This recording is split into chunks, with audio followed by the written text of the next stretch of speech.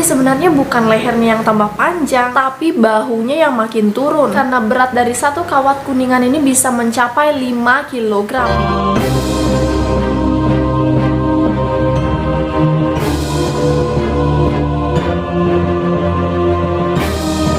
Hai, welcome back to my YouTube channel, dan thank you buat kalian yang sudah klik video ini. Nah, kayaknya udah lama ya aku nggak bahas masalah tradisi itu, tradisi yang unik-unik, ada tradisi yang mengerikan. Udah lama banget ya, tapi sekarang ini aku akan kembali nih membawakan sebuah tradisi unik, tradisi kecantikan yang berasal dari suku Karen. Yang mana tradisi ini udah sering sih muncul di TV-TV yang itu loh, yang cewek-cewek biasanya lehernya itu panjang banget gitu. Yang mana kalau lehernya makin panjang itu akan makin cantik. Sebelumnya aku udah pernah bahas suku-suku tercantik di dunia. Nah, sekarang aku akan membahas tradisi cantiknya nih. So, nggak perlu basa-basi lagi, let's get started.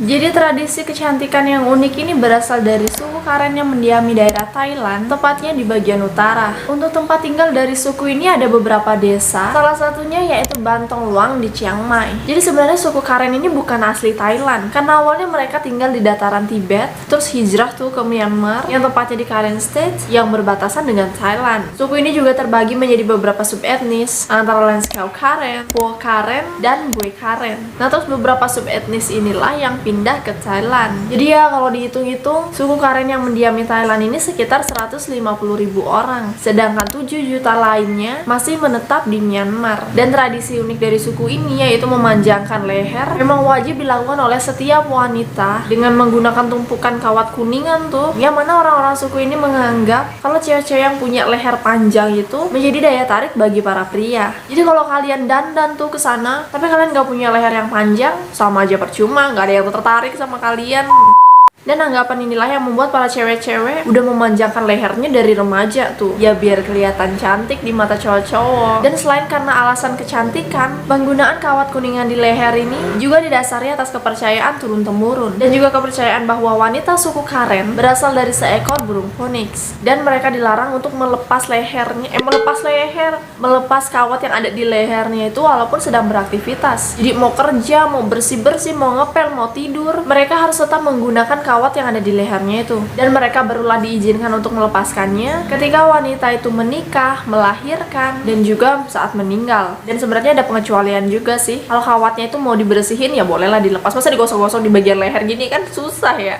Tapi kalian juga jangan khawatir, karena kawat yang dipakai ini memang aman sih dan nggak bisa berkarat. Jadi mereka bisa pakailah selama mungkin, dan katanya semakin usianya bertambah, jumlah kawat yang dipasang ini juga harus bertambah. Jadi kalau kalian nambah tuh 1 tahun, jadi kawat yang kalian pakai bakal bertambah 1 lagi. Dan buat kita nih kaum awam, mana bisa sih kawat gitu manjangin leher, terus cara kerjanya gimana? Jadi sebenarnya bukan lehernya yang tambah panjang, tapi bahunya yang makin turun. Karena berat dari satu kawat kuningan ini bisa mencapai 5 kg, dan beratnya inilah yang mendorong tulang selangka ini terus menurun dan juga menekan tulang rusuk, yang menyebabkan lehernya akan terlihat semakin panjang. Oke, kalau dipikir-pikir 5 kg, kalau dibawa pakai tangan aja sih lumayan berat ya, berasa berat lah ini ditaruhnya di bahu. Ya begitulah tradisi mereka, ya kita juga harus menghormati gitu. Dan selain di leher nih, ternyata lilitan kawat ini juga mereka gunakan di bagian pergelangan tangan dan pergelangan kaki, biar kelihatan semakin panjang seperti burung phoenix. Dan konon kalung dari kawat kuningan ini juga bisa melindungi para wanita yang menggunakannya dari serangan binatang buas. Apalagi waktu zaman dulu ya, suku Karen ini masih tinggal di hutan-hutan gitu, dan tinggalnya juga berpindah-pindah. Jadi nggak tahu kan binatang apa aja yang tinggal di sana. Dan kalau misalnya tiba-tiba nih mereka ketemu sama hewan buas kayak harimau, beruang, dan lain sebagainya, biasanya hewan-hewan itu akan menyerang pada bagian leher. Dan karena mereka menggunakan kawat kuningan itu di bagian leher, jadi ya mereka bisa lolos tuh, bisa selamat dari serangan binatang buas. Tapi ya di luar dari kepercayaan mereka, kalau dilihat dari segi kesehatan, tradisi ini memang memiliki dampak yang sangat buruk bagi mereka yang menggunakannya. Sebenarnya sih kalau kita lihat ya,